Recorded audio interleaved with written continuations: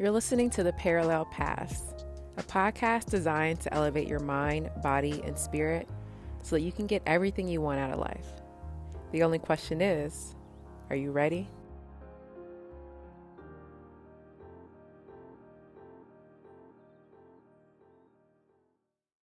Welcome back to the Parallel Paths podcast. This is season 5. We are rolling out the seasons with all the good knowledge for your mind, body, and spirit.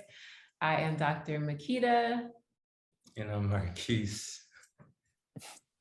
I'm Jerica. There. And this season, we are bringing all the knowledge of the universe. We are diving into the book, the Kybalion. Am I pronouncing it correctly? Mm-hmm. Okay. Kybalion, yeah. The Kybalion, written by the 3 initiates.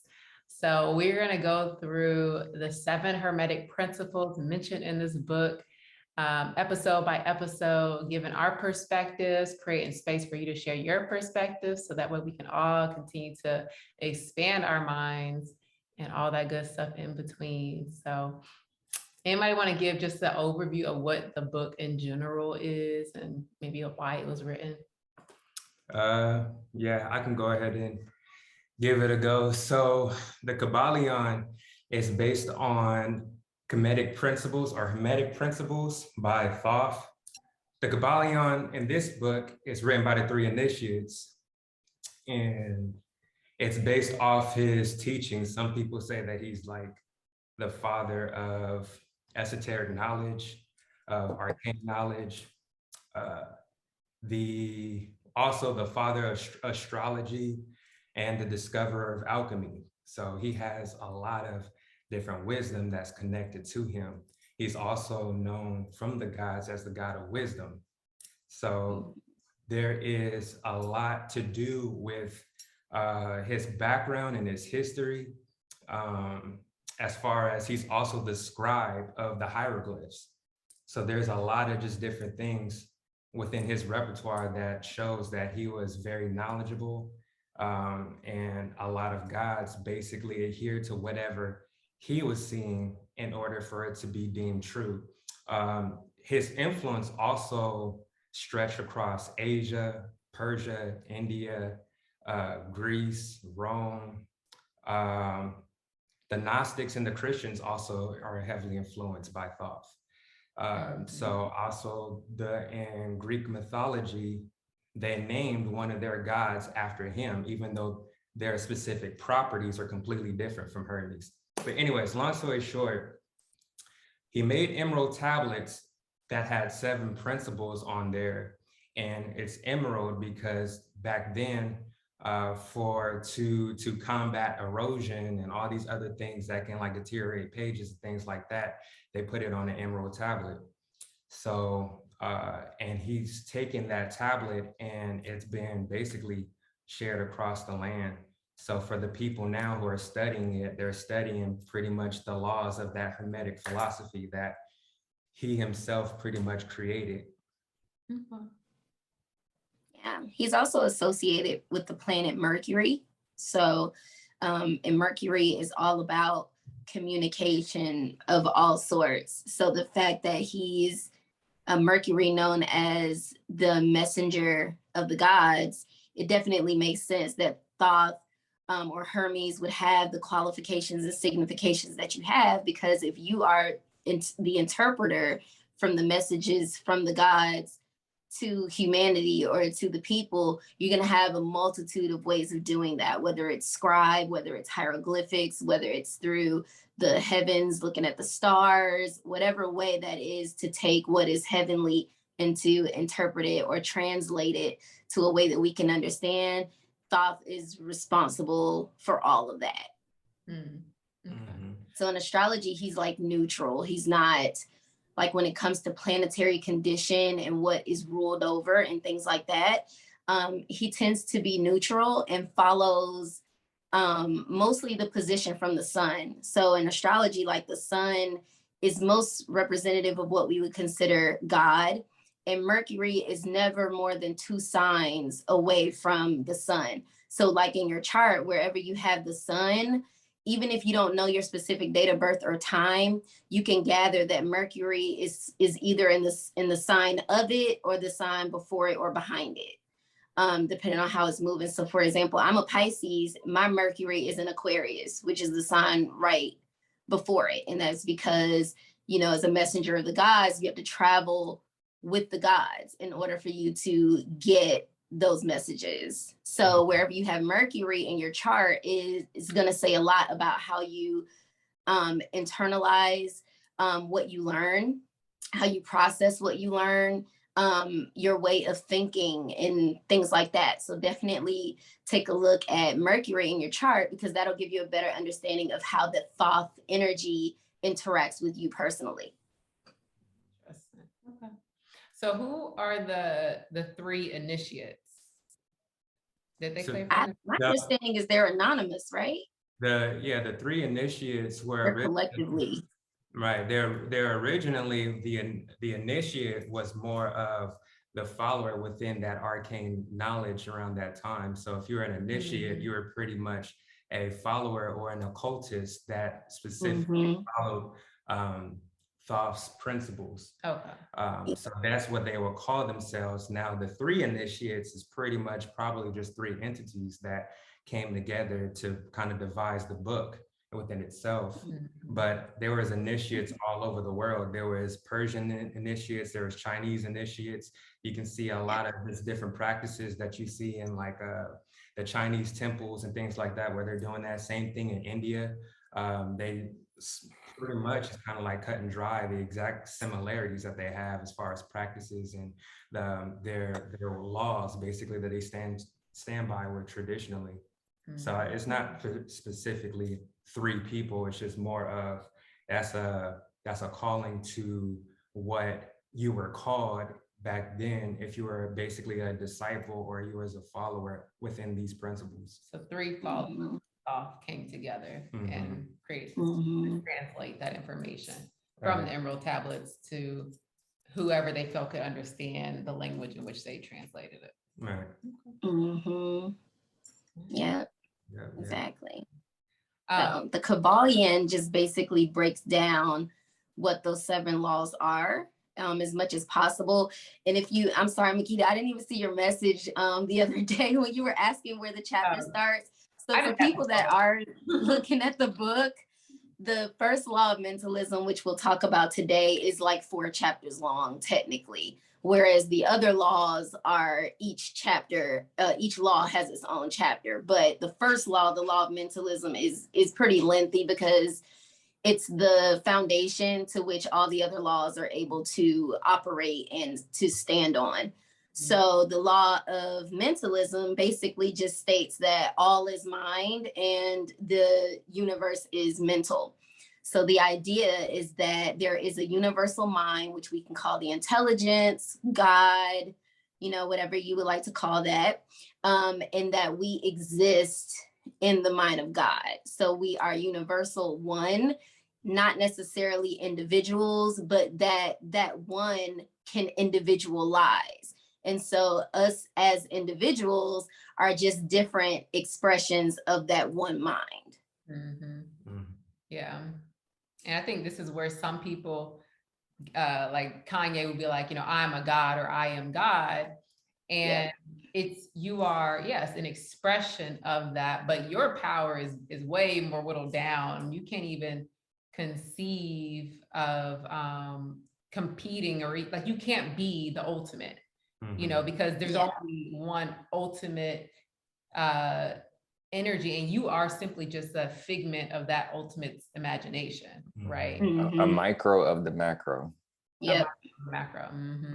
Yeah, exactly. But you do hold a lot of the qualities, and you have a artificial or replica of what it is able to do naturally. But of course, these laws are immutable, and depending on what body of reading that you, or body of work that you could be reading off of, some people will say only the first 3 laws are immutable, and then the other 4 are mutable to the point to where you can transcend them, whereas the first three, being mentalism, correspondence, and cause and effect, are not mutable at all. So I think the laws also can show the crossroad between fate and free will.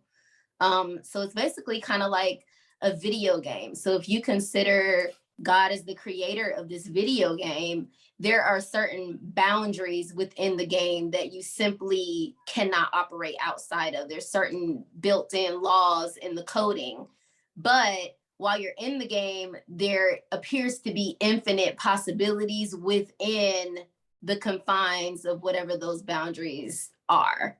Mm-hmm. So we're able to basically create anything that we want within the laws that are already set up.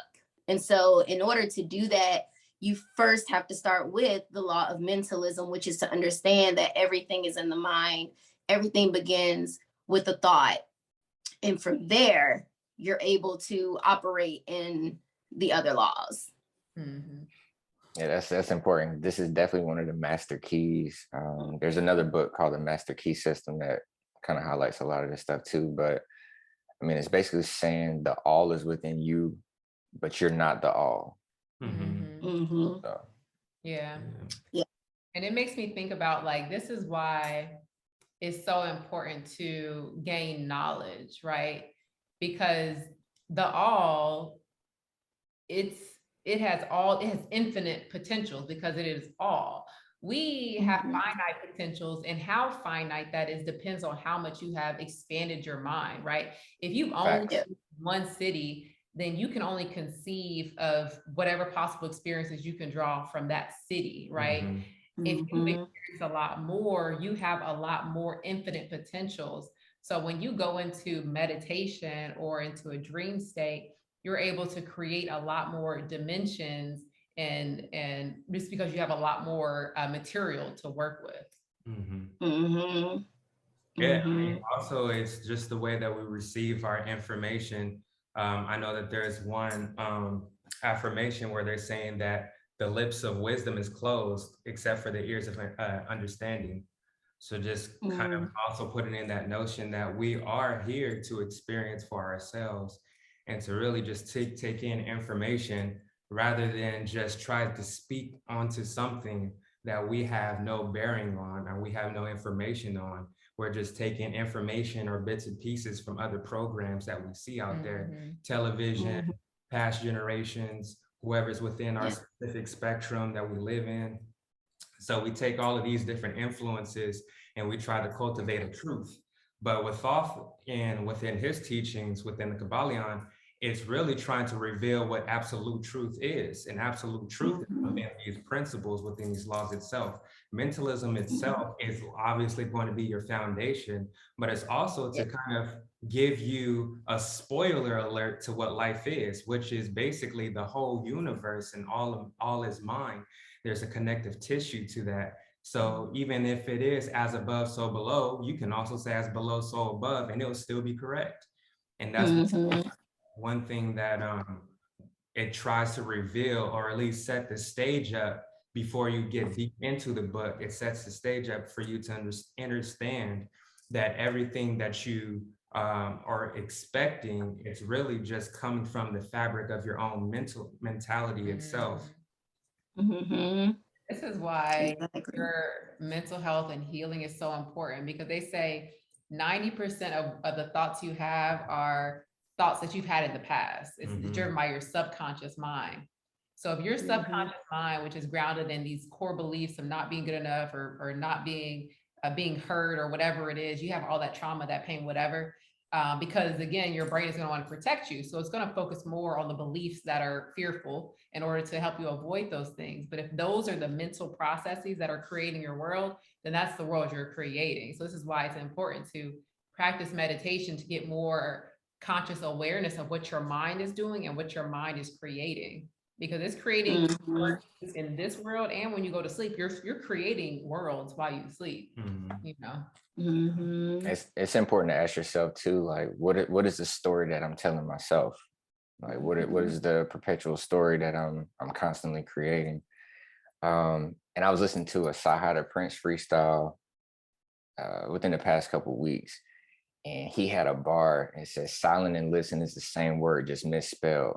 I'm like, dang, that's deep. So again, we talk about going within and listening. A lot of people pray to this external figure asking for help or pleading for help.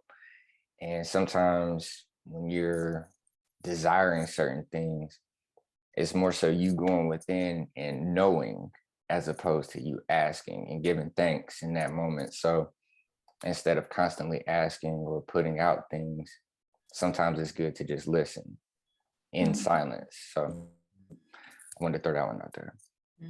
And ultimately, that's like a split energy. It's like when you're having to ask for something, that means you don't believe that you already have it, right? So you're saying that I want something, but by you saying that you want something versus giving thanks for having it, you're putting out the not have and wanting it, right? So you're not really focused your energy on what you really want to manifest. Your energy is focused on not having it because you're still asking.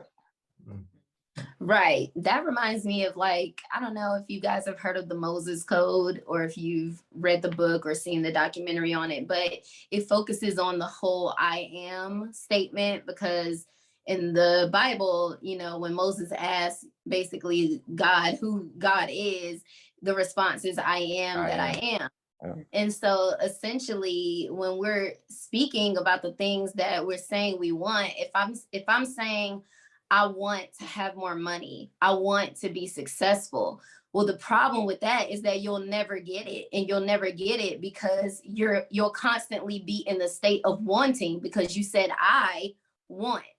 And so that is an action. So you'll constantly be manifesting the experience of wanting. You're going to always want, versus saying, I am successful, I am wealthy. Now you're putting your state of being, because you're saying, I am that I am, or I am that which I will become.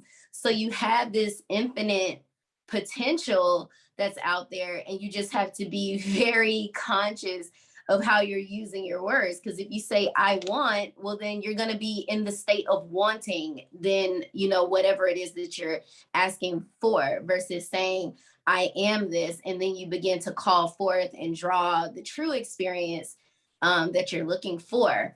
And I think, I don't know, have you guys heard of the double slit experience or the observer effect?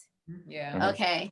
So, like, you know, with the observer effect, basically the question became, from a quantum physics standpoint, was, does light act like a wave or a particle? And what the physicists begin to realize is that it does both. So if we consider that light is God and it shines through the single slit, then on the other end, you will have just the light shining in that one area. Versus when it shines through two slits, you have what they call, I think they call it a inner infraction or something like that. But basically, actually, I got a picture of it right here. But basically what happens, interference, that's what it's called. So basically what happens is that instead of like with a particle, where if you have two slits and you shoot particles through it, on the other end, you expect to have two lines that will line up with the two slits that they went through. That's a particle. But with a wave, when a wave goes through two slits, it produces two waves, and those two waves together begin to cancel each other out, but then they also get strengthened in other areas. And so what you end up with is multiple possibilities on the back end, or wherever that light is shining through. So then with the observer effect, they begin to say, well, what if we put something here to watch it? Because it doesn't make sense to have two slits, but you have 5, 6, 7, 8 different lines showing up on your backboard. So they put like a camera or whatever to see where are the particles actually going through the slits. And what they found was that on the other side, or on the backboard, it was the two lines, just like a particle. So the question was, how did a wave go from acting like a wave to acting like a particle? And what they found out is that it's the minute that a sentient being does the observing, it's forced to go from infinite possibilities to a specific reality. So what that means is that when we are experiencing anything, our thoughts, they're infinite. The environment and the playground that the creator provides for us to create things is infinite. But then it's through our perceptions where we've taken the infinite possibilities and we've forced them to become something that's matter or something that is finite. And that's going to happen differently for everybody depending on what your perception of life is.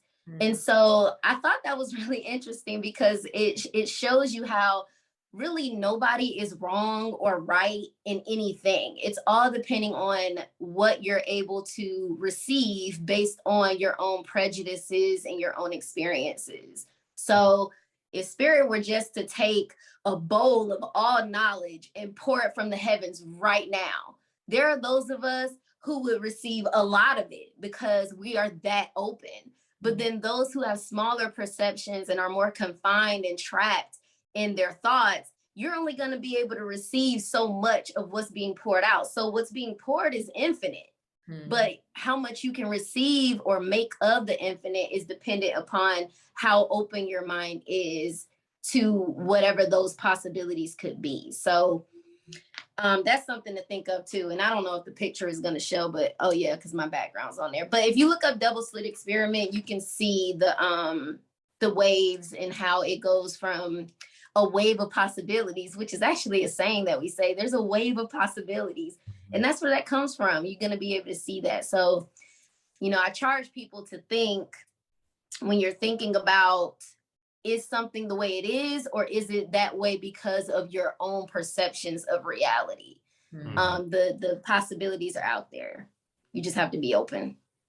And the more systems that you're subscribing to, or the more titles you're subscribing to, the more narrow your window of perception will be, right? Because if you're a Christian, you're only allowed to understand things in a certain way, right? If you're a psychologist, this is why I'm not becoming a licensed psychologist, is because I have to practice and view things from this way that was written out.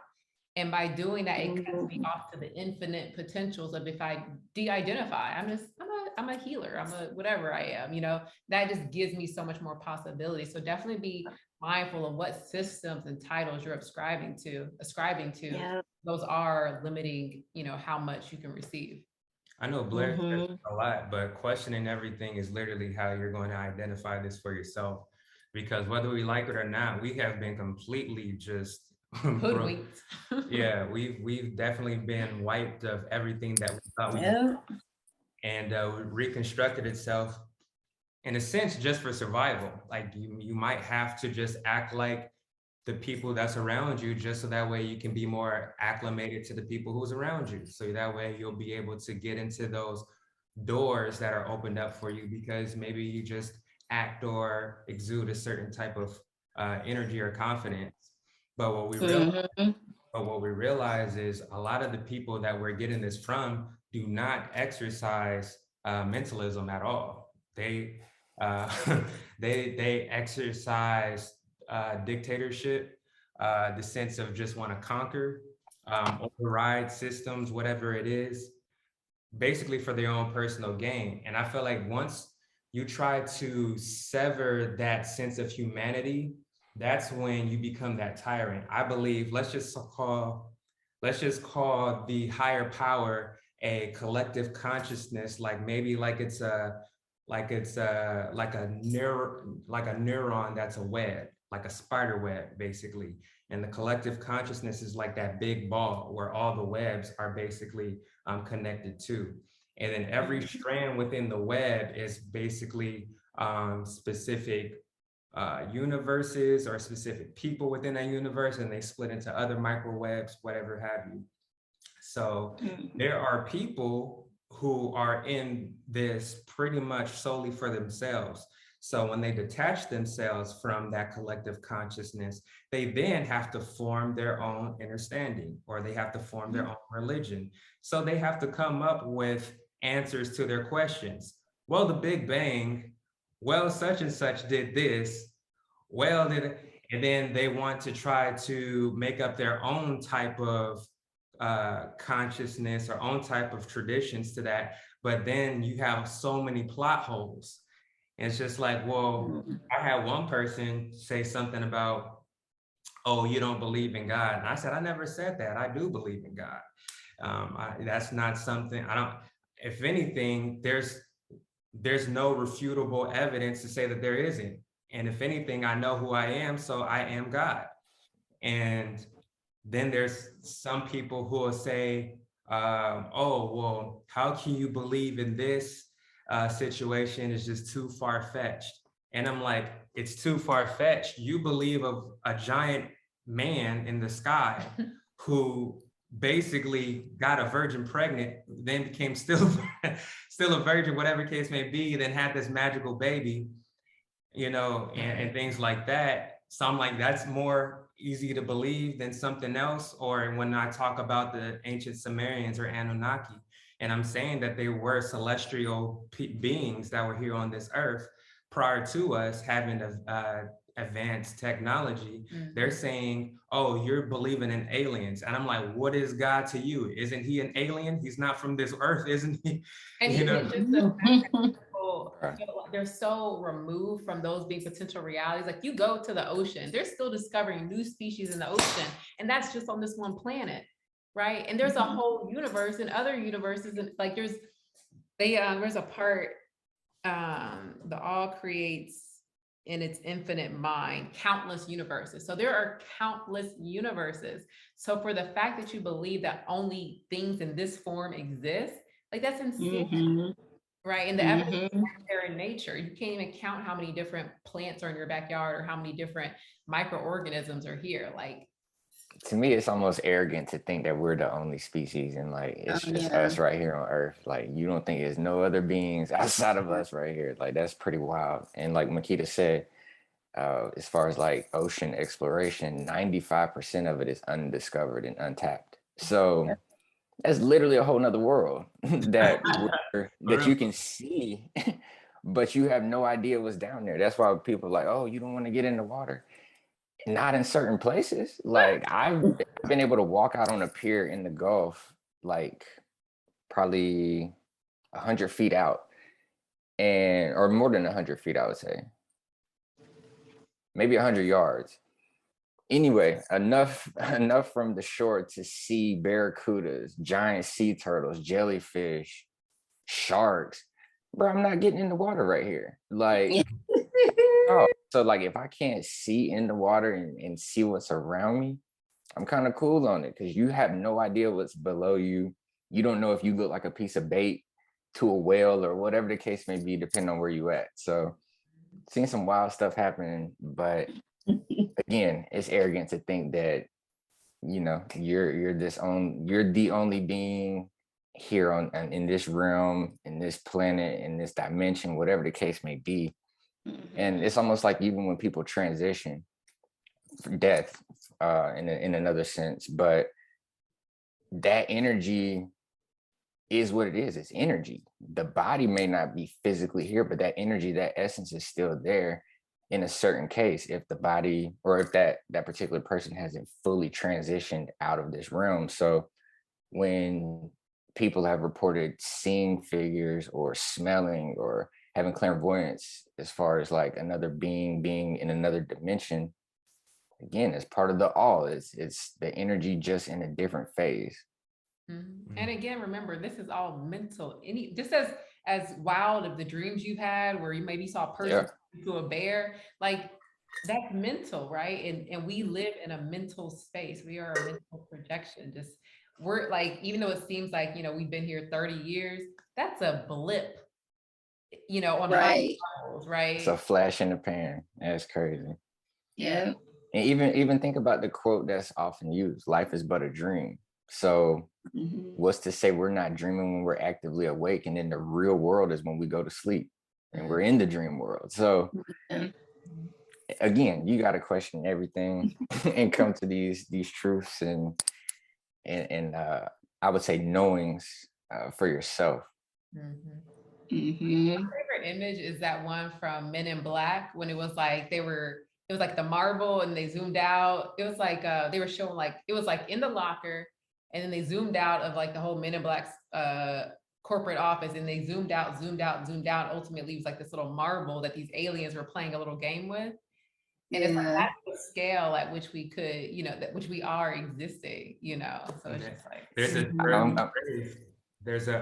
there's a saying about that, especially for people who really do believe that, there is no such thing as aliens, or even people who are be like, no, there's even microorganisms that's right underneath our feet. There's a phrase that says, whether you believe that you are alone in this universe or that you're not alone in this universe, both are terrifying.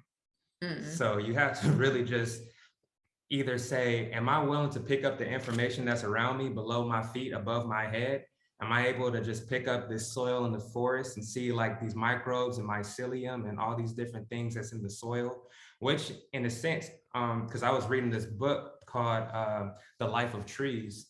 And within there, they were saying that in order for trees to get all their vital nutrients, they actually depend on the fungal network and being able to Mhm. them. So the mushroom kingdom is vital for the trees. Yes. Yep. And when you actually grab a handful of soil, enriched soil, you're having within this handful living organisms that outcount the amount of humans on Earth.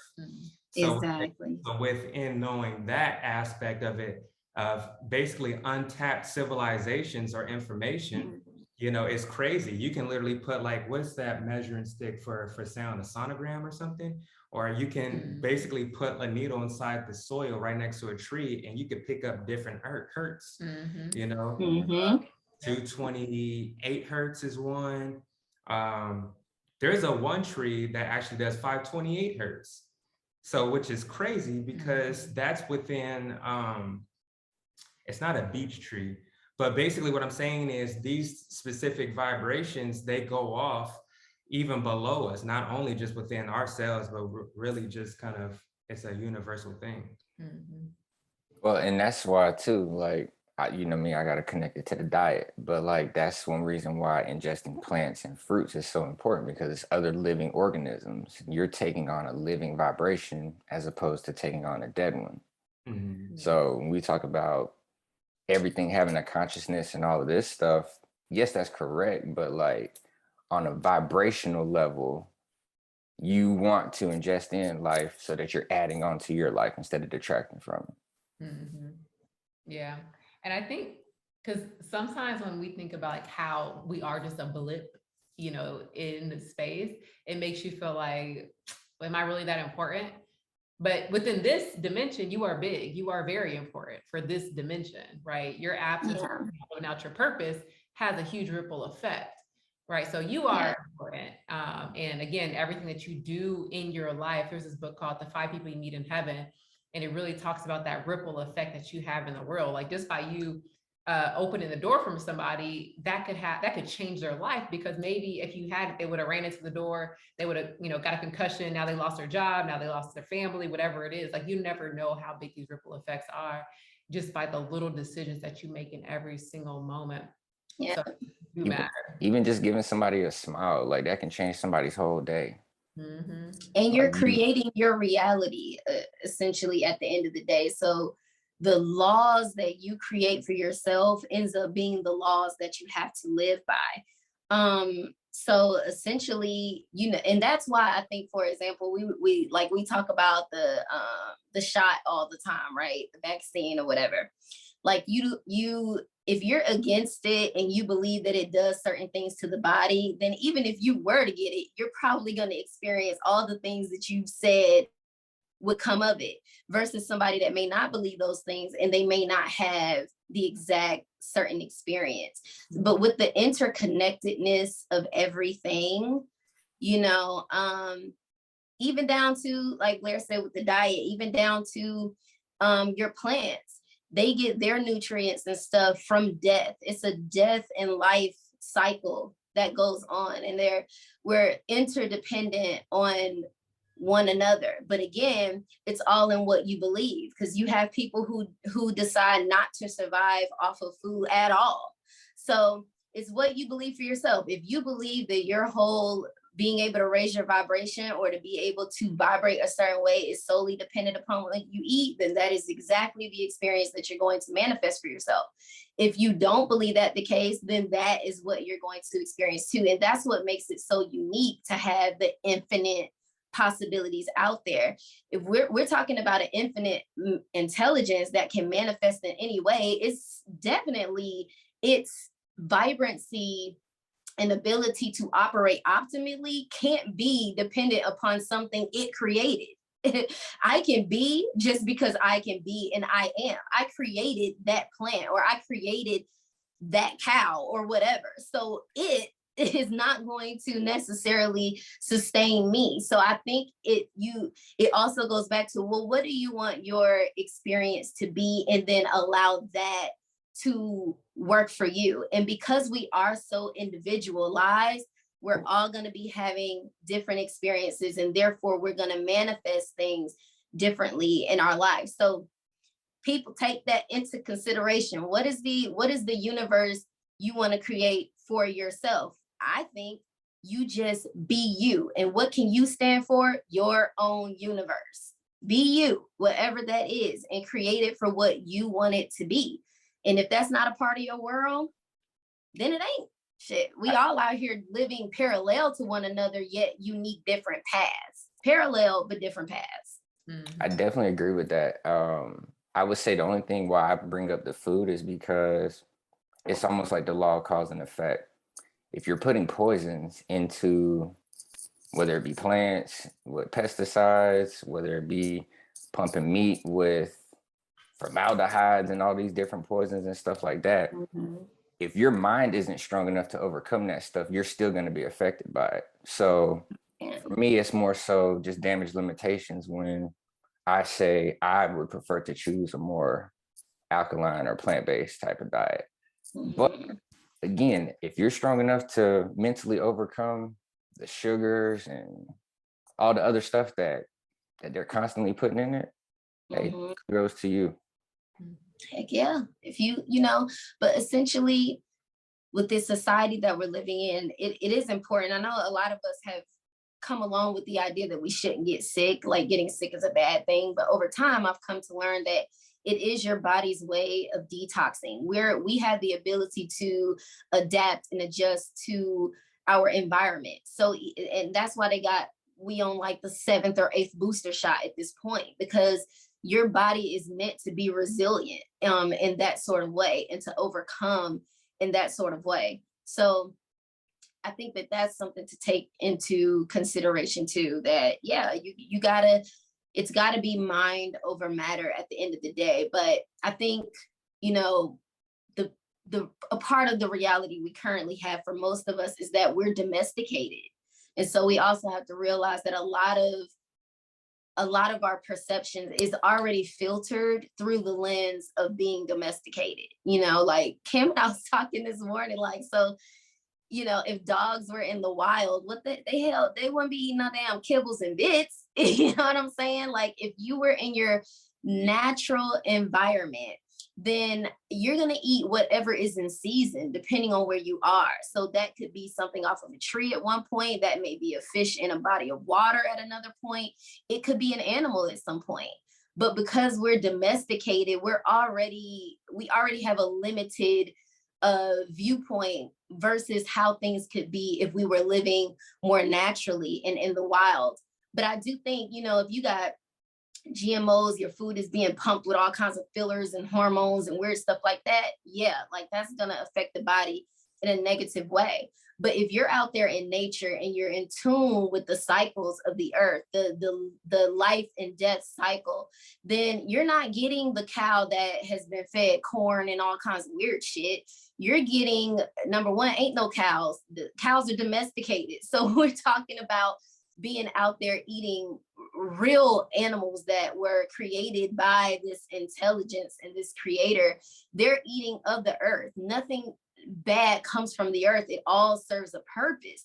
So if they're eating those things and then you're eating that animal, then by all means, that's fine. It's the domesticated and centralized shit that we're eating in these cities and these communities that we built that is the problem. And I definitely agree with that. But I just want to make sure we separate what our diets could be if we were just simply natural and in the wild naturally versus what because diets are artificial. Like I said, we were in the natural, we would eat whatever is available.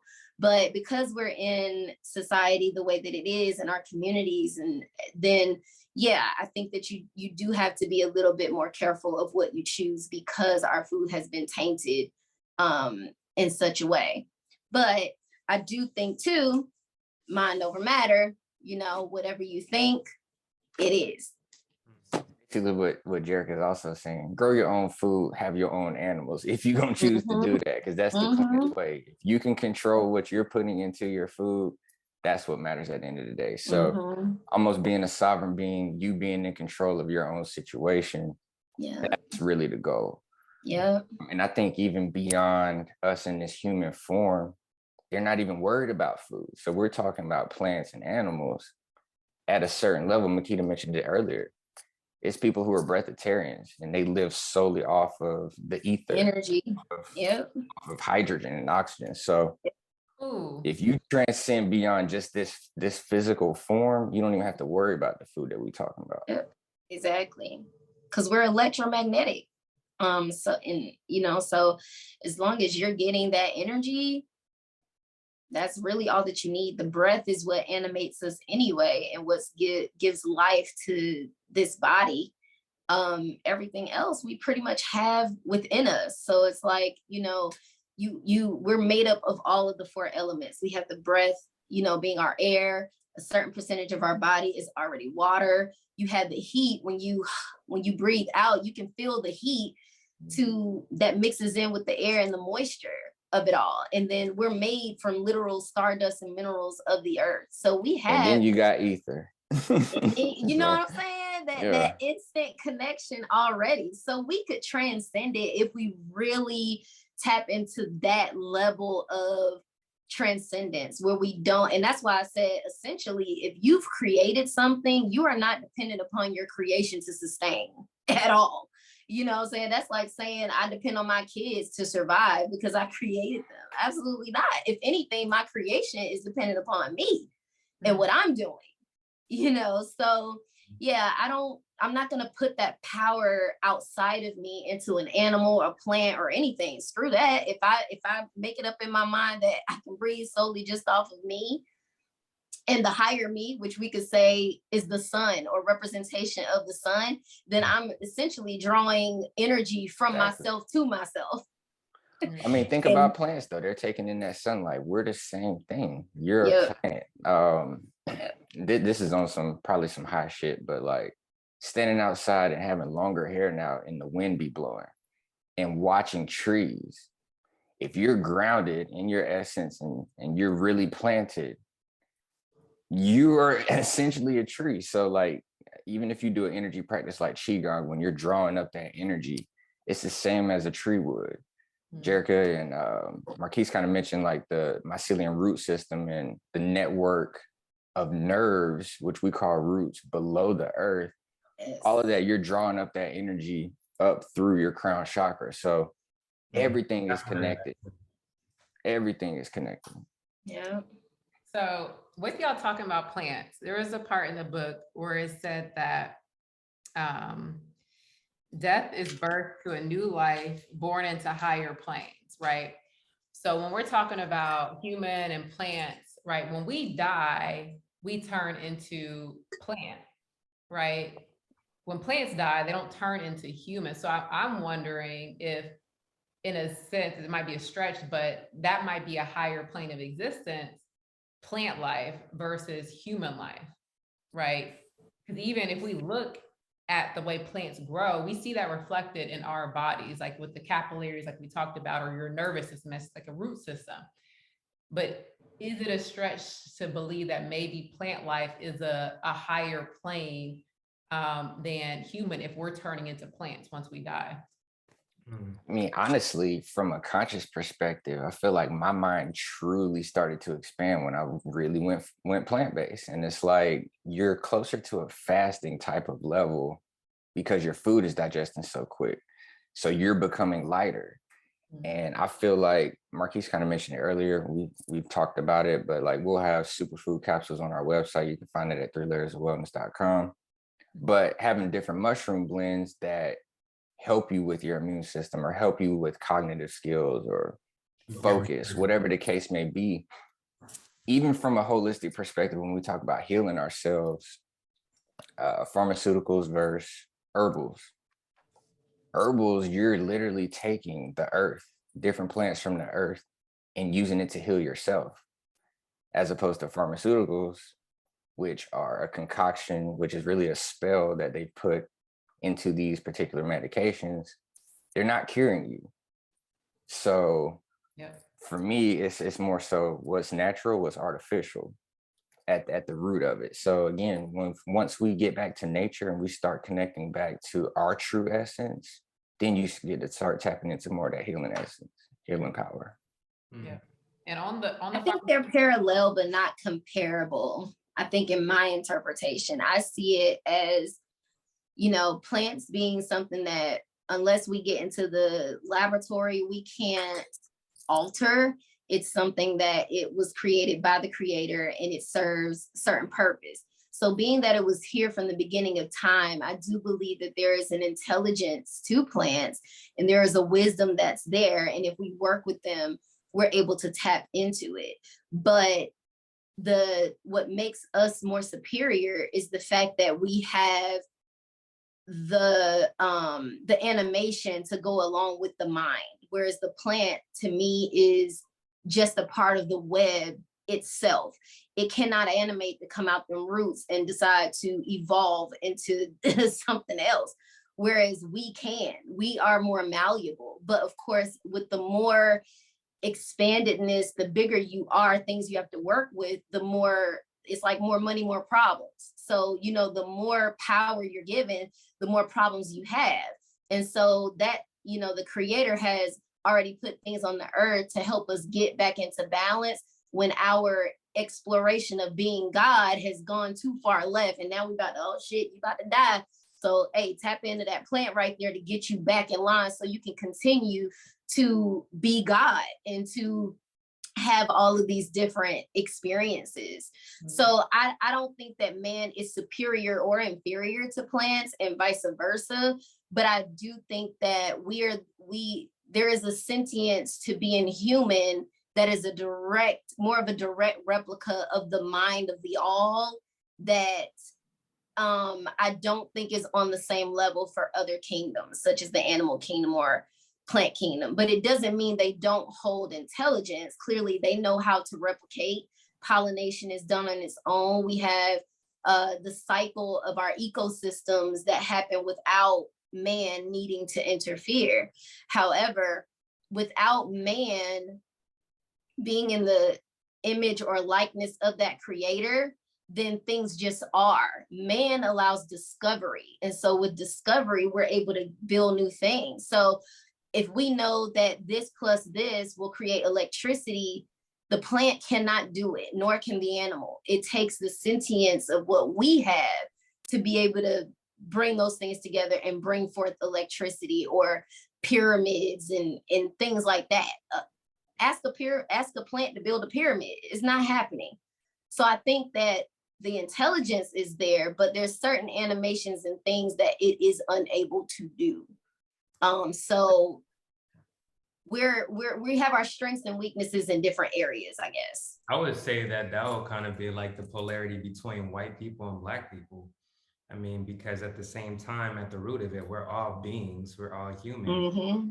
But based on our specific priorities that we have, whether it's because we grew up in a specific area or we have specific programs that we grow into, we come further and further apart to where we can't even see similarities. We can't get any synchronicity on anything. What I feel is with trees, they cannot become human, but humans can become trees via fertilization, things like that. However, there is this form that you can take within yourself where you can communicate with trees more on a breath level.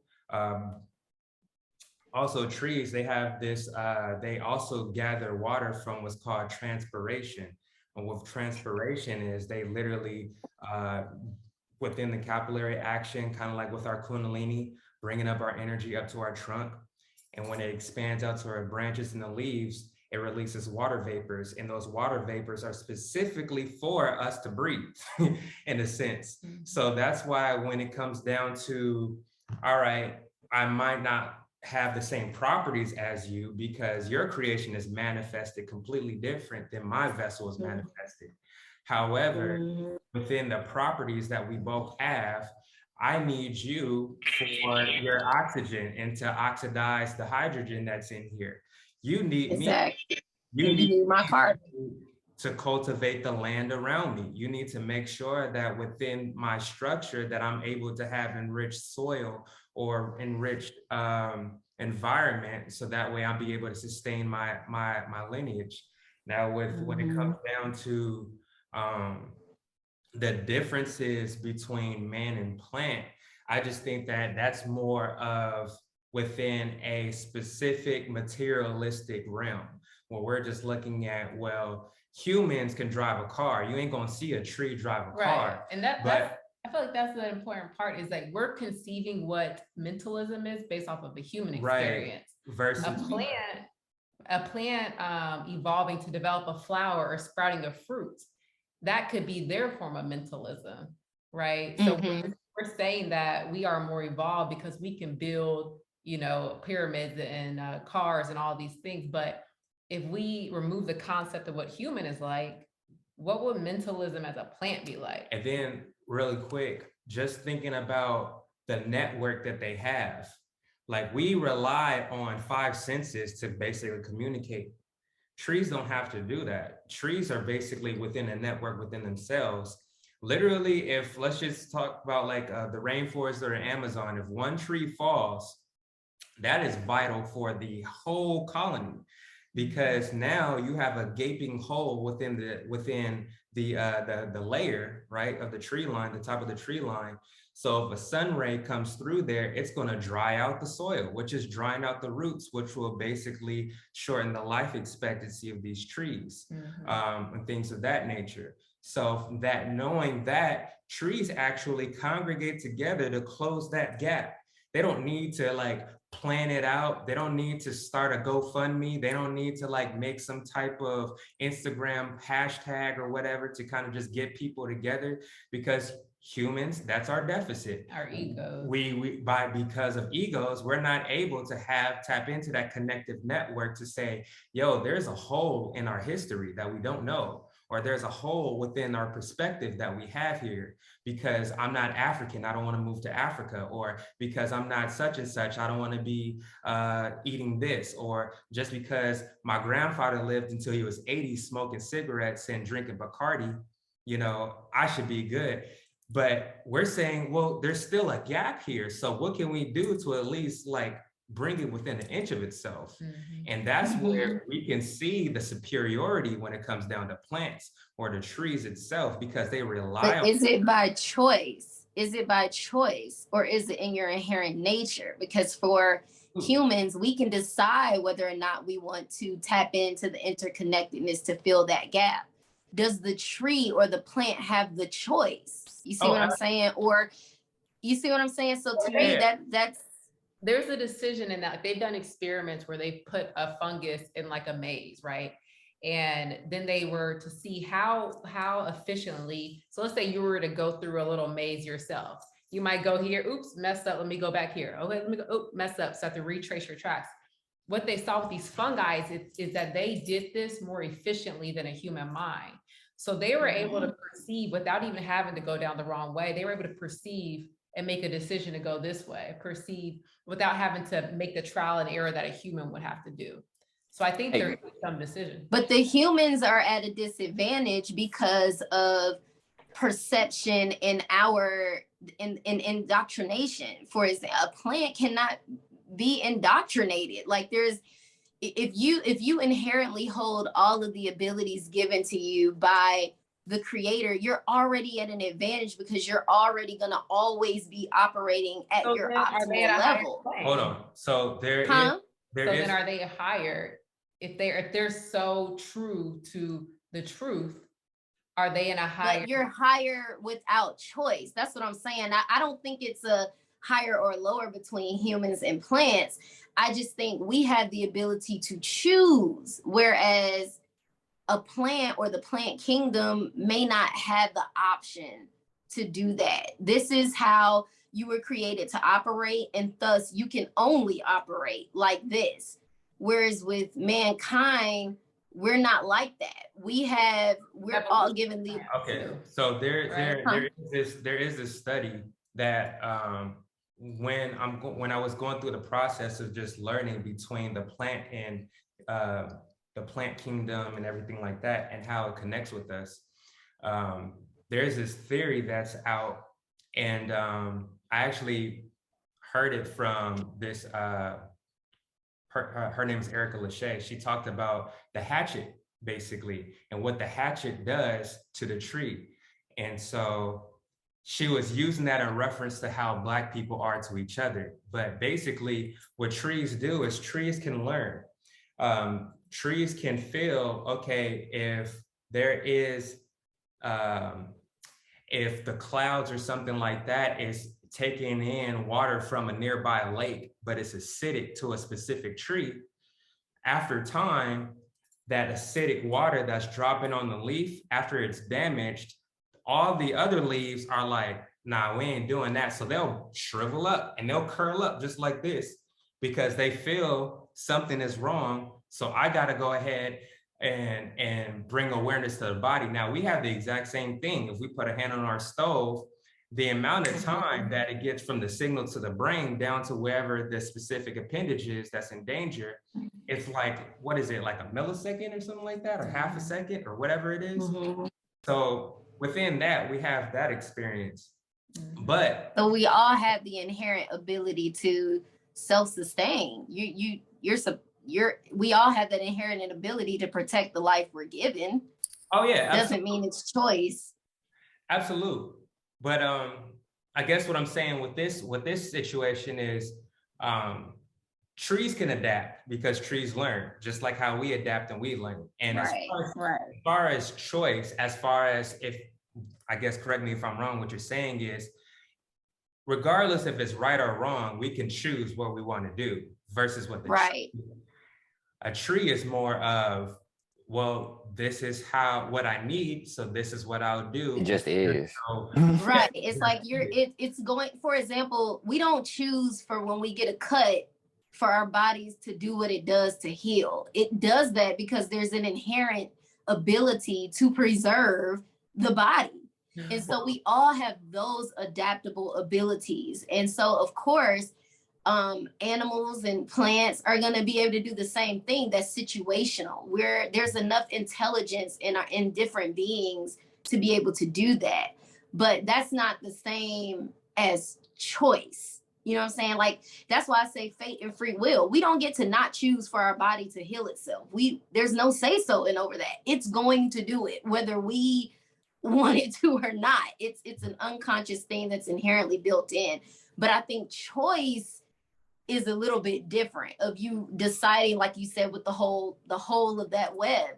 So as sentient beings, if we see this culture over here is failing in some areas, clearly the collective can choose whether or not they want to be a part of mending that or letting it be as it is. And you can do that on an individual level too.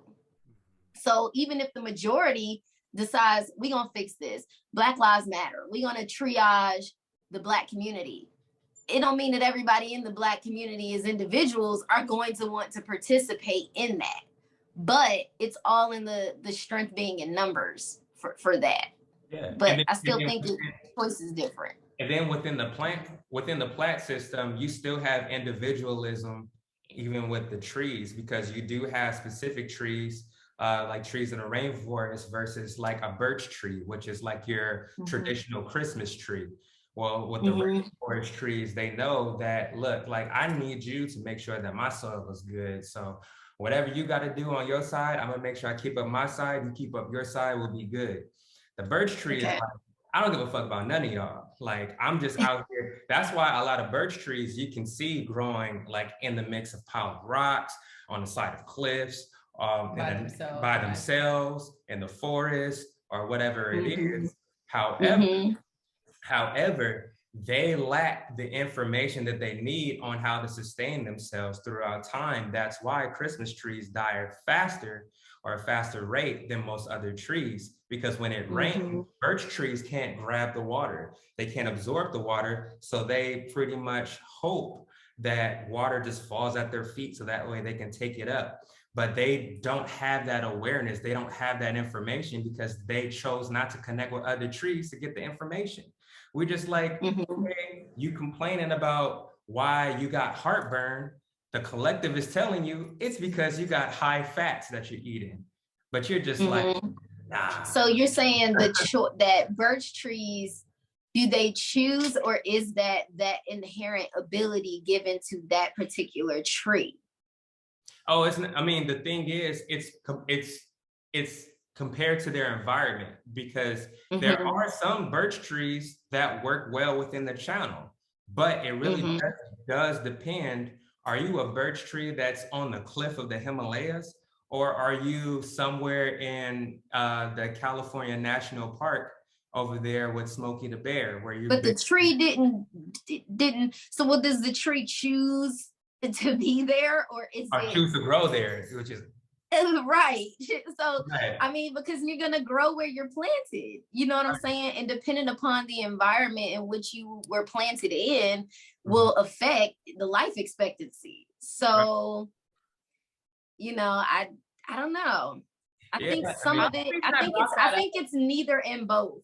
The only reason I brought that up is that we have to get used to releasing all of the confines we have on our mind, right? To even consider that maybe, you know, plants are more evolved than us. I just want us to get in the habit of unlocking our mind and not just going, well, this is in a book and you know, going that way. So that was the only reason why I brought it up, to kind of see. Yeah.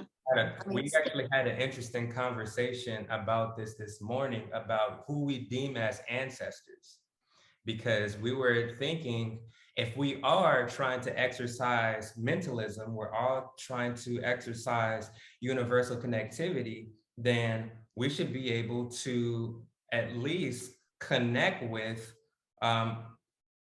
basically specific traditions or specific lineages that might not even look like us or not come directly from our parents or whatever.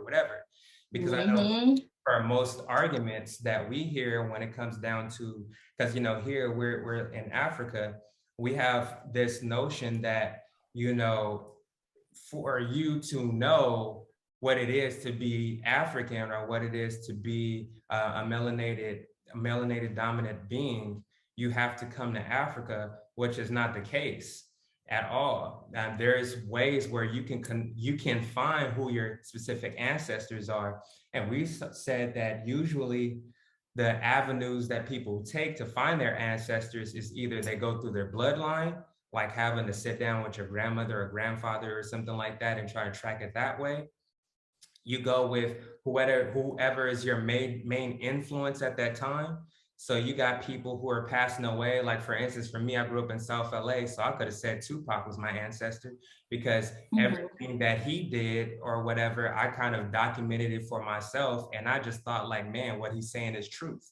So in a sense, we kind of adopt that. Like, same thing, like, you know, with everyone else that has basically been heavily influenced in our lifetime. And then also, and then the last one is usually through religion. So if you're within a religion that is believe in multiple gods or whatever it is, or you have like specific deities, or you have specific like orishas in the Yoruba religion and things like that, you can identify or pick, nick and pick, especially with like when we're talking about with Thoth within the Kemetic mythos. Like, you can just say, okay, so I don't necessarily identify with Ra or Sekhmet or any of these people, but with this being here who's neutral ground, who is basically the scribe of wisdom and hieroglyphs and things like that, I can kind of relate to that that vast knowledge, and him having the crown of the what is the abyss bird, and within that was also a symbol of just knowledge. So you can kind of just like connect with that, and that could be a specific ancestor. So within your own experiences, what made you identify what is your true ancestor, and are you able to basically connect with any specific history or mythos, regardless of skin tone and all that other stuff? I think with us being universal mind, for me, and that's why too, when people say, well, the ancestors didn't do it like that, the ancestors did it, it's like, oh, who are you referring to? Because life has been going on for so long that different eras of ancestors all did things a little bit differently. So to me, I feel like you can tap into pretty much cross-cultural anything, because you can tell when you study culture and in religions too, that a lot of them just say the same things in a lot of different ways, essentially, at the end of the day. And then, when we crossbreed or cross-colonize and all that kind of stuff going on, you'll be able to see some of that. So to me, I think it's how you feel. And again, you being your own universe. So what do you feel is true to your being? Because whatever that is, that just may need to be the type of ancestral energy for you to tap into. So if you feel more Nordic and you're attracted to runes and stuff like that, then that may be a culture that speaks to you and that works for you. And for somebody else, it could be the Orishas and stuff like that, or in Hindu, it could be those deities and what have you. So I feel like we could tap into all of it. To me, the ancestors are just anybody that came before us. I don't think it has to be bloodline to be considered ancestors. I think you can honor your bloodline, but essentially, if we're all connected anyway, especially when your life ends and you just go back to being energy, then I think it's just that. I think it can be, in order for us to better translate it and understand it, it's more archetypal for us, maybe. And ancestry can be more archetypal, the mother, the warrior, the inner child, things like that. So I would say it just depends on what you feel drawn to at the time. And just because it may have different features, or the archetype or image that we've given it may not look like the image you see when you look in the mirror, doesn't mean that it isn't for you. Because at the end of the day, these are just bodies. The souls underneath it are all made up of the same stuff. One of the other parts of the book that I wanted to touch on, with like things that they're just demystifying about the all, is that the all is not a father, right? So in Christianity, it's the Holy Father, and what that does, and I feel like it's one of the crimes of Christianity, is that it pushes you to only one end of the power of the duality. Right. If you're believing that the all is a father, then you're going to ascribe certain characteristics to that keep you completely unbalanced. So what they say in the book is that the all is mother and father. Right. It's not even a gender thing. It's an androgyny. Yeah. It's just a whole energy, your whole being. So I think that's something that we have to keep in mind. And then also question, why was it taught that way? Why were we taught in Christianity that the all powerful, the all creator was a father? Patriarchal. Patriarchy, I think, does that, because when you go back, that concept of the triune was feminine. It was the mother child, and then over time it was turned into the father son sort of thing, like the Black Madonna and the child, things like that. So initially it was feminine, and I think they gave it that quality because the experience we have seems to be, from a human standpoint, that the feminine or the female is what does all the reproduction as far as giving birth. But you know, you need the male piece in order to have that happen for humans. Now, for other species, that's not the case. You know, like we know, like with seahorses, the male does that. So I think too, when we look to nature, we can see that everything isn't black and white, but is again a wave of possibilities for things to be done in a different way. So if in the animal kingdom, you can have the males that take on what we would consider feminine qualities and vice versa, again, the sky's the limit. Right. Because there was a whole phase of, you know, God is a woman, right? And whether you're saying God is a father or God is a woman, you're wrong. It is all encompassing. Yeah. So both of those movements, for all three of those movements, the Mother Madonna and all that stuff, like all those movements were created to mislead you and have you only tapping into a side of the power. Yeah, I think being in a human form, that's part of the duality. You get split into the predominant masculine or feminine energy by being a male or female, but even within that, we all have masculine and feminine properties. So I definitely agree. At the top of it all, like even what we said with not eating food, not having titles, just not having assignments. You just are. It just is. You just are the all. So again, it's not putting a limitation or a box on anything. It's literally opening all the possibilities. Yeah. That even comes with gender roles that we have too. That's another program. I know that definitely a program. And I know that, you know, sometimes that could be more of like a touchy subject and things like that. But, you know, there's always this fascination with both sides. Like if we just take it back to people in England when they used to dress up like women, or the long stockings, the wigs, the makeup and everything like that, you know, but at the same time, they wanted to have a patriarchal doctrine with everything that they do. Makes no sense at all.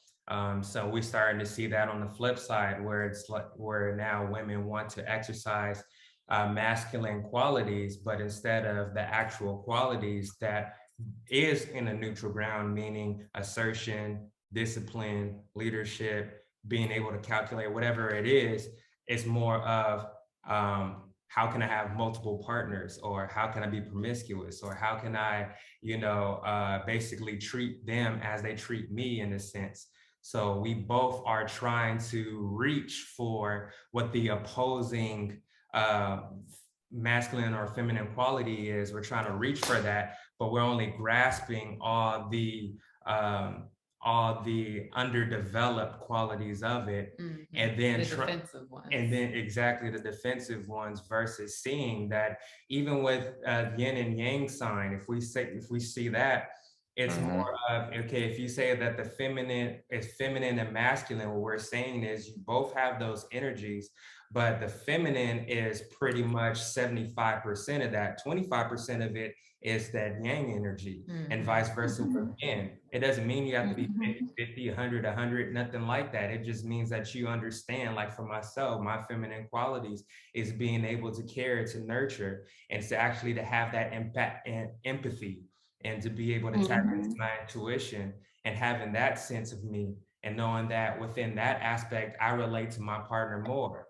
And within that, it's able for her to exercise her masculine qualities as well when it comes down to the discipline. So if we do sit here and say, hey, we're going to read one chapter a night, you know, and when she holds me accountable to that, that's her exercising her masculine quality. So that's. And it's just down to the blueprint of the alchemy of what it is to continue to be able to keep life going. So essentially, has nothing to do with gender as much as the emphasis is put on in today's time. I think you just have the polarity of expressive and receptive. And so you're not male because you're expressive. Or you're not expressive because you're male because you're expressive. And the same for women being receptive. So you have to have the two opposites in order to create something new. And that's really all that is observable. So the natural qualities that we see in the manifestation of expressive, which we call male, is the tendency to express the energy and to put it out, versus with the receptive energy that manifests, that we call female, it's going to be more of the yin qualities. But as far as the roles and things like that, that's something that have to be taught. And it's interesting, like the book that one book I like to read a lot is Conversations with God by Neil Donald Walsh. Mm-hmm. And I just wanted to read like this one part. Number one, it says, and this is God supposed to be talking. It says, there's no true law on your planet. True law is natural law, inexplicable and not needed to be explained or taught. It is observable. True law is that law by which the people freely agree to be governed because they are governed by it naturally. Their agreement is therefore not so much an agreement as it is a mutual recognition of what is so. Mm-hmm. And so you see, truth, like natural law, is observable. Now, any law that is not natural is not observable, and so has to be explained to you. You have to be told why it is for your own good. It has to be shown to you. This is not an easy task, because if a thing is for your own good, it is self-evident. Not only which is not self-evident has to be explained to you, it takes a very unusual and determined person to convince people of something which is not self-evident. For this purpose, you have invented politicians. Mm. So I say that to say, if it's not something that we can observe, meaning we don't even need to communicate with words, it's something that I should be able to experience and observe over here, and somebody halfway across the world should be able to do the exact same thing. But if I had to explain to my daughter what it is to be a girl, that's not natural law. That's us imposing and defining and having to show. It's not being self-evident to where it comes to them naturally that that's what it's supposed to do. So the idea of what we're considering feminine and what we're considering masculine is very much a man-made given rule book that's telling that we have consciously agreed to abide by and to operate by those standards, not something that just comes to us naturally. What comes naturally is the expression of sperm, which is male, and the receptivity for a woman to receive in order to conceive. So that is something that's observable across every culture. All of us out here populating, you know what I'm saying? But as far as the woman cooking, the woman taking it, and then the male having to do, that's subjective, you know, because like we can observe in the animal kingdom with lions, the females do the hunting, not the males, you know, that part is where we can manipulate it and create it to be what we want it to be. Mm-hmm. And we have to be very mindful of what ways it is being created and manipulated in this way. Mm-hmm. So many ways, man. Mm-hmm. Like, what is it to be feminine outside of giving birth and producing milk for your babies? Outside of that, what else is it to be feminine? Mm-hmm. There are certain inherent natures, which is the receptive nature, not necessarily the gender of female. It's just the energy of what it is to be receptive. Mm-hmm. That's it. And so you're going to have some men who exhibit receptive qualities more, even though that energy is in the body of what we see manifested as male, and vice versa. You're going to have some females that are going to be more expressive. But to me, it's being expressive within the body that we decide, or what we call as female. But as we can see, it's interchangeable, because it's like, at what point does the expression, does being expressive becomes receptive, and vice versa? And so the fact that there's a receptive nature and an expressive nature being on opposite ends of the polarity is the only reason why we can distinctly tell the difference anyway.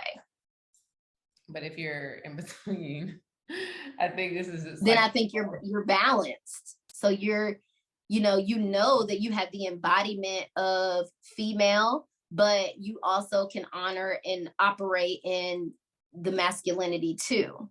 so is the receptivity versus expressivity, is that coded within the DNA to where physically someone might come out as a female, but because they have so much of that expressivity coded into them, they're identifying more as male?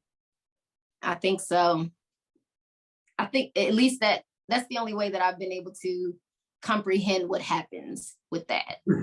I've always heard it was I forgot where, this was a few years back, so forgive me, but it was like a science experiment that they did. I think this was talking about like infants, but we kind of talked about it earlier, but hormones and stuff that they put in foods, it's causing a chemical imbalance. So it could be a female and then they're thinking that they're a male, or vice versa, or whatever. So even with, I don't know if y'all heard the recent thing on the baby formula.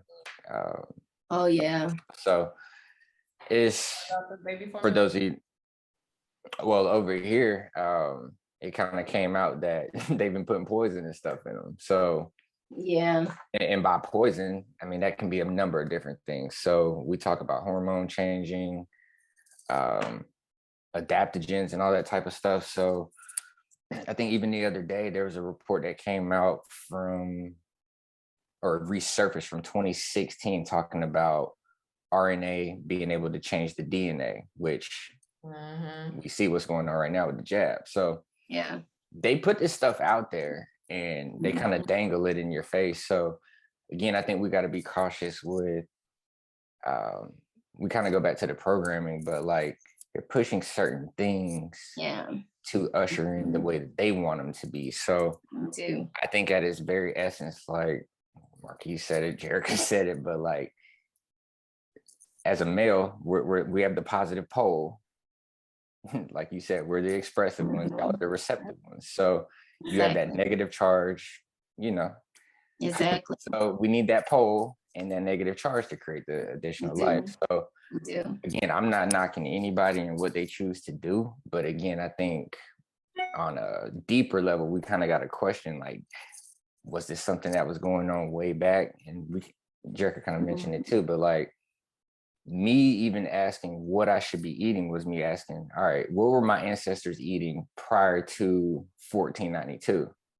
So again, it's kind of like pinpointing certain things. So even if we did pre-1492, what was the actions of most people? Like, were they on this same type of deal? Like, where they couldn't tell if they were male or female and all of that, or were they just being what they simply were born to be?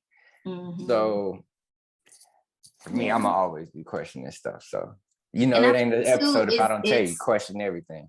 100%. And I think it's less about gender and more about the energy that people are experiencing, because essentially the reason why they do things to mess with the testosterone and sperm and stuff is to make you more receptive. If you're more receptive, you're not going to have that expressive nature to stand up for yourself, to fight the good fight, because that is of the more young energy, so I don't, and that's the part where I say it's less about what we consider gender and more about energy, because if you're made up more so of the receptive side, then you're instinctively more willing to follow, or you're a little bit more submissive. So if they find ways to manipulate to make your testosterone lower and things like that, then you're automatically going to fall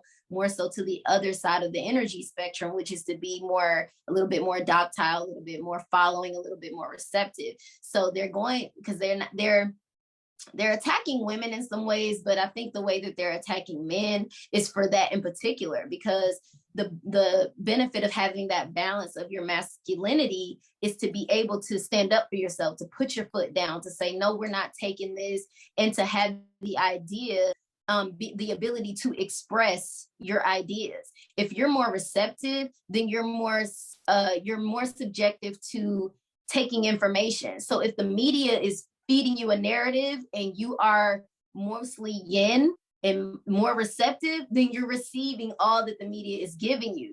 Whereas if you're balanced with your masculine, they can be spewing anything at you, but your expressive energy is almost acting like a shield. Like, whoa, let me think about that. What are you talking about? But as long as I diminish your masculine energy and I increase your feminine energy, you're taking in more than you're putting out without thinking of it, because that's the way that the yin energy works. So it's definitely a play on trying to control. You're in a state to control. And fellas, no eating soy. Cut that shit out. Yeah. Right. we not adding no estrogen to the body. Cut that out. Right. And that's a real thing. We actually I studied on what it means to have too much estrogen or too much testosterone, and how that relates with your partner, and how you can identify when you have a low level, if you will, of either the two. And so basically going back to how traditional gender roles are, as far as, man, breadwinner, woman, house, keeping up with the house, nurturing, things like that. Now we're in a age where pretty much it's flip-flopped, it's vice versa. And so it's so crazy, bro. Right. And so wild ass time we living in, man. So if we have this is crazy. a man who is pretty much primarily at the house and making sure that the house is intact, and then you have the woman who is the breadwinner, you're going to have, regardless if you know or not, you're going to have a heightened sense of that specific chemical that is conducive to what you're doing. So you're going to have a spike in estrogen. If you are the stay-at-home father, you're going to have a spike of testosterone. If you are the sole proprietor of all the money that's coming into the house, if you're a woman. And within that, you would need to then identify, how do I then balance that chemical imbalance? So when she comes home for work or whatever, there's ways where you can still make her feel like the woman of the house in a sense. And then the same thing for the woman. When the woman comes home, you can still do things that make him feel like the man of the house. So when it comes down to, okay, well, when I do come home, I'm gonna just have my husband or my man take care of all the things, as far as he's going to make the decisions on what we choose to feed our kids. Choose, what to feed our kids, what's going to be the nightly routine, what's going to be the things that we need to make sure that we get more of or clean up and things like that. So he's basically using his tactical essence on those things there within the fort, basically. And then with the mother or the woman of the relationship, she can have it where she is always feeling loved and valued for what she's doing. And then the man helps her soften that sense that she's probably had to have, or that armor that she has to have, probably dealing with coworkers from work. And all these different things are just basically being in the environment the whole time and having her guard up. She's able to relax that and be able to bask in her femininity once the man creates that environment for her. So there's ways that we'll be able to still have that balance regardless of whatever the roles are. That's why the roles are subjective, because the roles don't mean shit. The only thing you have to do is just pay attention to what the imbalances are, and then what I can do to make sure that happens, where I can regulate it, so that way everyone is still at a level that we need to be at to survive. When you were talking, it kind of reminded me of the lion analogy earlier, but like the female lion, they go out, they hunt, they bring the food back, but like the male, they're for protection, they're holding down the cubs, they're literally raising the cubs and stuff. So I'm looking at it in so many different ways, but like, especially if you have a good partnership, you can rely on that other person to kind of fill in the gaps where you may be lacking in a sense. So again, creating balance and some harmony in the household. And I think that's what's missing with us in society as a whole. We don't really have balance. And so it's, again, kind of confining ourselves to different roles and taking ourselves out of certain situations where I know me in a previous life, but being a recruiter and working in HR, if I'm gonna hire somebody for a sales job, give me a woman. I would much rather a woman be the face of my company or doing the speaking for me or making those relationships, because again, we talk about the receptiveness, but people are way more receptive to hearing what a woman is going to say, especially when it comes to spending some money. And just on an astrology level, we talk about the menstrual cycle and it being tied to the moon and moon being tied to money. To me, it almost makes sense for the woman to be the breadwinner and for us to put our pride to the side and be like, nah, we need to be building our home. We need to make sure the home is straight. So whether that be us picking back up our skills and actually building homes and actually building that foundation, becoming the gardeners, growing your own food, becoming the farmers, having your own livestock, if that's what you choose, whatever the case may be, but getting back to the land, getting back to nature, what we spoke on earlier. Yep. It's interesting. So on page 38 of the book, this is still under mentalism, but it's talking about the mental universe. It says here, the principle of gender is manifested on all planes of life, material, mental, and spiritual. But as we said before, gender does not mean sex. Sex is merely a material manifestation of gender. Gender means relating to generation or creation. And wherever anything is generated or created on any plane, the principle of gender must be manifested. And this is true even in the creation of the universe. Now, do not jump to the conclusion that we are teaching that there is a male and female God or creator. That idea is merely a distortion of the ancient teachings on the subject. So it's saying this idea may seem startling to some of you who hear it for the first time, but you have all really passively accepted it in your everyday conceptions. You speak of the fatherhood of God and the motherhood of nature of God, the divine father and the nature of the universal mother, and have thus instinctively acknowledged the principle of gender in the universe. Is this not so? So again, the Hermetic teaching does not imply a real duality because all is one. The two aspects are merely aspects of manifestation. The teaching is that the masculine principle manifested by the all stands in a way apart from the actual mental creation of the universe.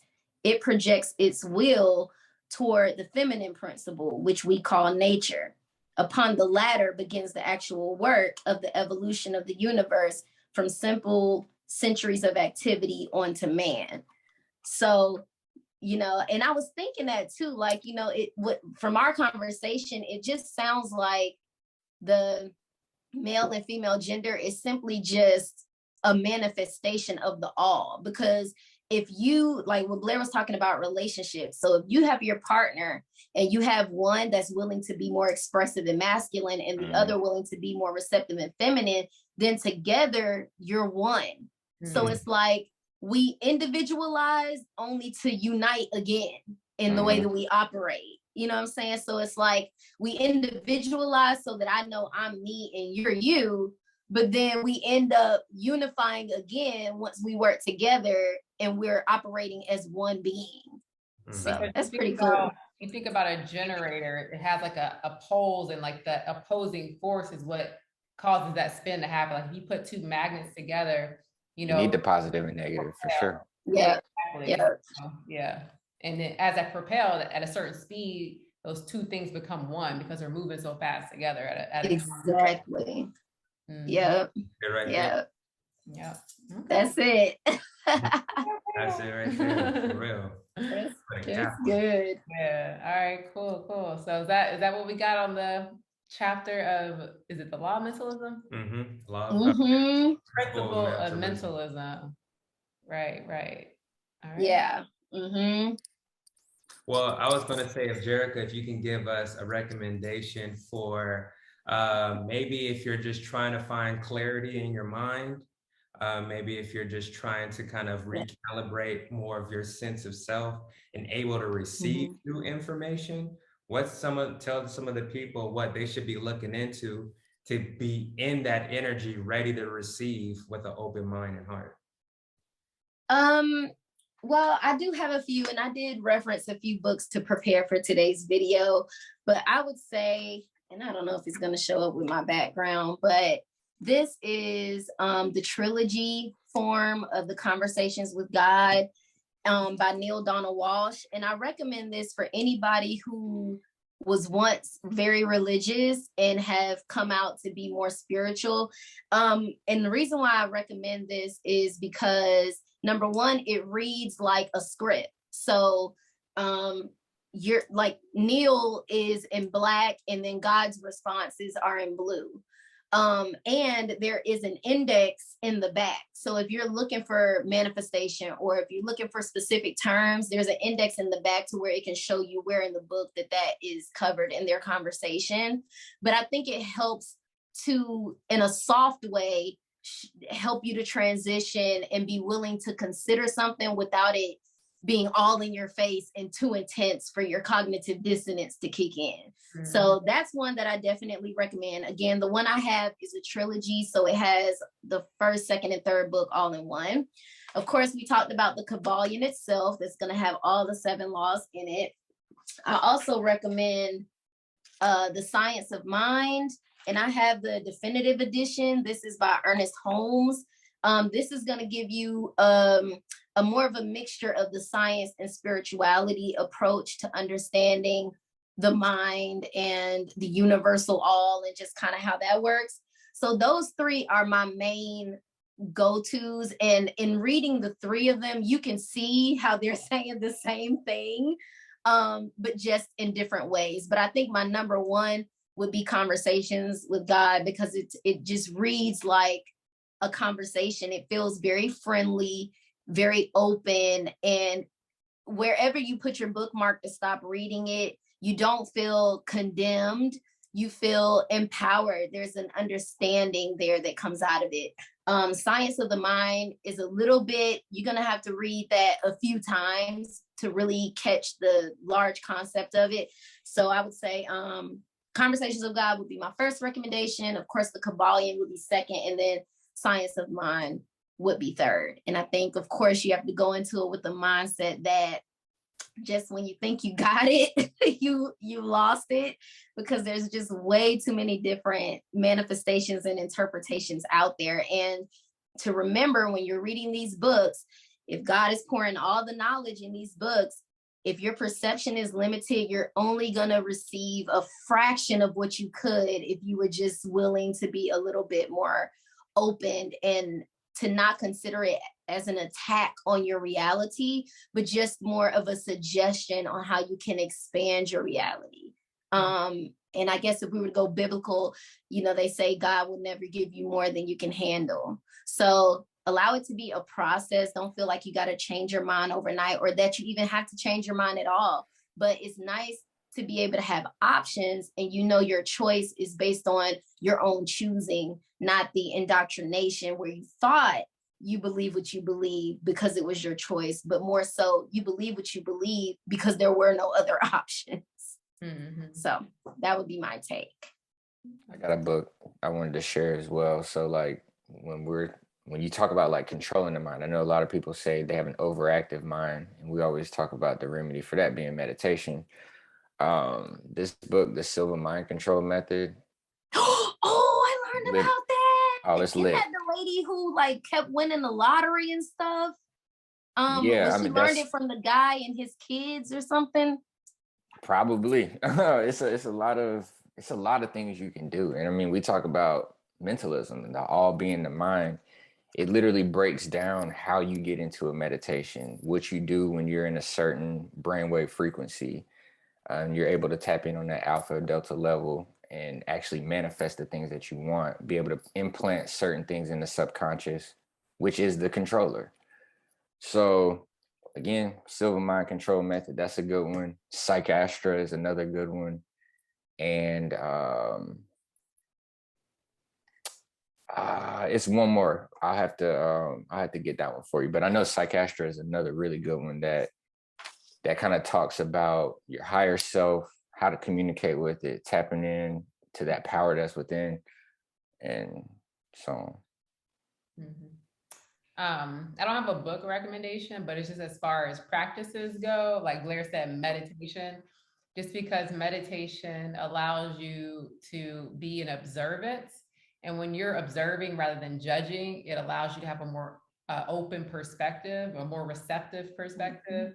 So meditation, and obviously, you know, me and Blair got our e-course up there on 3 layers of wellness. If you need to learn how to develop a meditation or deepen your meditation practice.